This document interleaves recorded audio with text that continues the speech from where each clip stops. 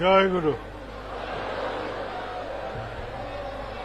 ঠাকুরকে ভালোবেসে এত লোকের আগমন একটা জায়গায় ঠাকুরের বিগ্রহ প্রতিষ্ঠা উপলক্ষে, এটা অতুলনীয়, অভূতপূর্ব।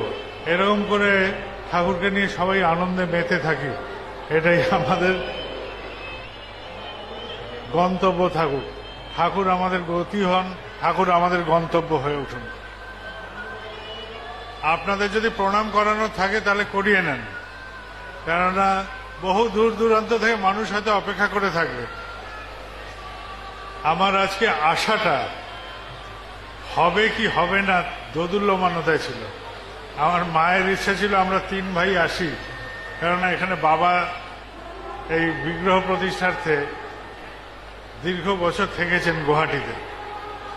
তো আজ বাবা শরীরে আমাদের মাঝে দৃশ্যমান নন, কিন্তু আমরা যারা তাকে পেয়েছি জীবনে, প্রত্যেকে তার স্মৃতির অবগাহনে সেই রোমন্থন করে করে সময় কাটাই, আনন্দ উপভোগ করি। না পাওয়া সেই মুহূর্তগুলোকে কখনো কখনো দুঃখে বা কষ্টের মধ্যেও আনন্দে উদ্দীপ্ত হই যে তিনি আমাদের মধ্যে ছিলেন। তা আমরা 3 ভাই আজকে এখানে এসেছি মার সাথে। আমরা যখন প্রথম আসি তখন সব ছোট ছোট ছিলাম, আজকে আমরা সব বড় হয়েছি, আমাদের বাচ্চারা বড় হয়ে গেছে। কয়েকদিন পরে হয়তো তাদেরই বাচ্চারা ছোট ছোট হয়ে ঘুরবে আমাদের সাথে। তো এটা একটা জীবন, একটার পর একটা এগিয়ে চলা। যখন প্রথম আসি গুয়াহাটি শহরও এরকম ছিল না, তখন অন্যরকম ছিল। তখন প্রথম যখন নামি আমি এই গুয়াহাটি শহরে, আজ থেকে এত বছর আগে, তখন মায়ের সাথে প্রথম আমি আসি। আমার বাবা ছিলেন গুয়াহাটিতে, আর এখানে খনিকর্তা ছিলেন। তিনি সব কর্ডন ভেঙে প্লেনের মাঝখানে ঢুকে গেছেন। প্লেনের কাছে গিয়ে তিনি আমাকে কোলে করে নামিয়েছিলেন এই গুয়াহাটিতে, আসাম ভূমিতে। সেই থেকে আমার হয়তো ছোঁয়া এই ভূমিতে। আজ 5 বছর বাদে আমার এখানে আবার ফিরে আসা। 5 বছরের অবধিতে আমার আর আশা হয়নি। আমি যেখানে থাকি সেখানে সবার যাওয়া সম্ভব হয় না, আমারও কার্যকারণে এই দেশে অনেকদিন আসাও হয়নি।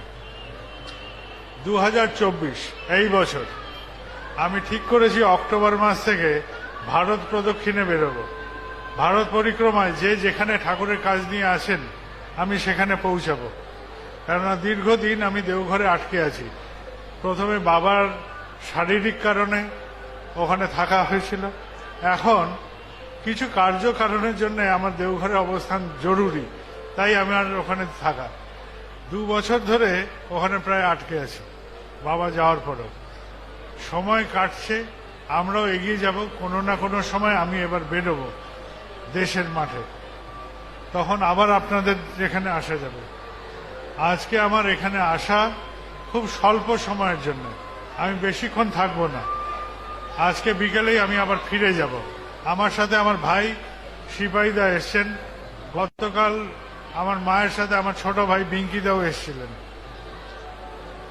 আর এই প্রাঙ্গণে এখানে সবার এই আনন্দ দেখে আমরা সবাই আনন্দ আপ্লুত।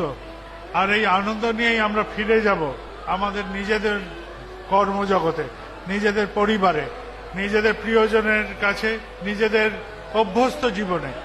কিন্তু এই জীবনের এই মুহূর্তটা যা আমরা দেখছি, যা আমরা উপভোগ করছি, সেটা আমাদের উদ্দীপনা ছড়া, আমাদের ক্ষুদ্র জীবনটাকে মহৎ করার প্রয়াস করুক। সবাই আনন্দে থাকি, সবাই ঠাকুরকে ভালোবেসে এগোতে যেতে পারি জীবনে। জয় গুরু।